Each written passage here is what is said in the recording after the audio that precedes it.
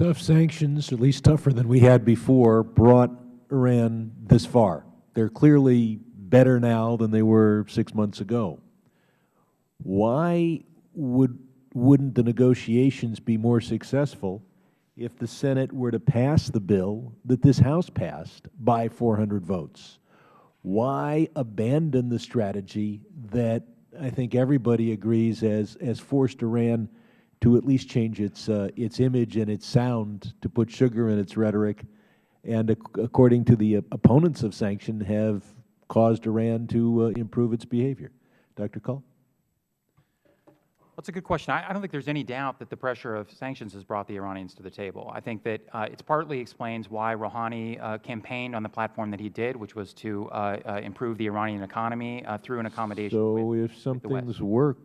working, why would you do less? The point is, I think we have sufficient leverage, actually, to get the ball rolling towards a comprehensive deal. I think that's the leverage that the administration is trying to capitalize on. The sanctions relief they're talking about in the context of the Geneva Accord would be, I think, around $6 billion total of relief, and it would be temporary. It would not undermine the oil or financial sanctions that give us the leverage. Dr. Kuhl, I want to go to the next witness, but I want to comment. You didn't give me a reason why we would do less, except to say that our current sanctions, which were not sufficient to get a deal good enough for the French, are somehow sufficient, but you didn't say why not to increase them. So I'll go to Mr. Dubowitz. I was about to say that, but if I know, but they won't give me 10 minutes. Go ahead.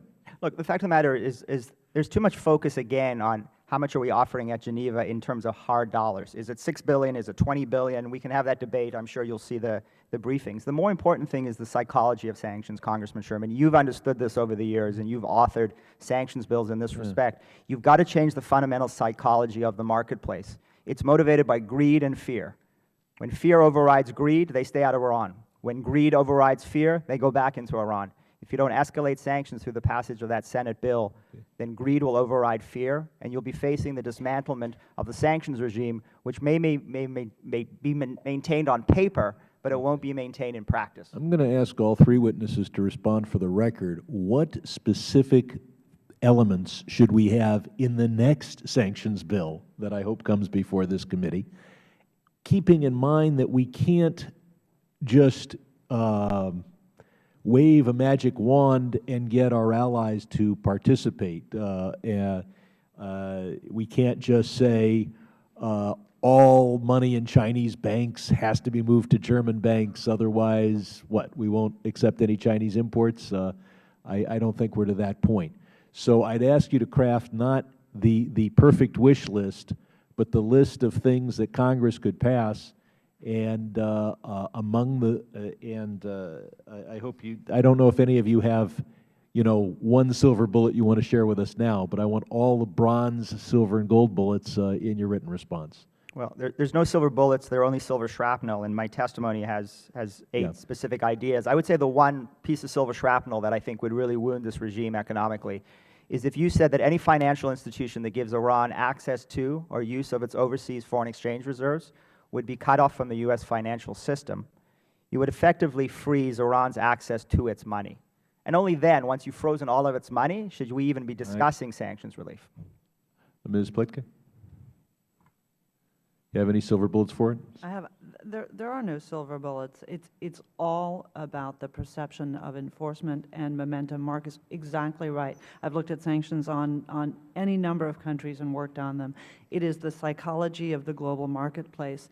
And right now, the perception is that we are close to changing our mind and reversing momentum on Iran. And the Chinese are already back negotiating with the Iranians because they keep a close eye on this and they're interested in the market. So I think that the most important thing is to keep the administration and the Iranians' feet to the fire.